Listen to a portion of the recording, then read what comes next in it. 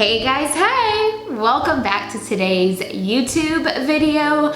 Today is all inspired by Valentine's Day. We've got the pink eyeshadow, the pink lipstick, even the pink blazer.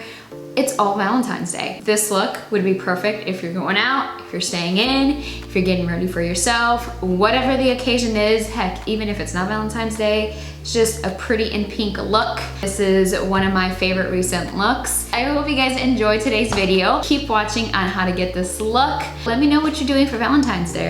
Are you staying in? Are you going out? Comment down below, let me know. Let's get to this tutorial.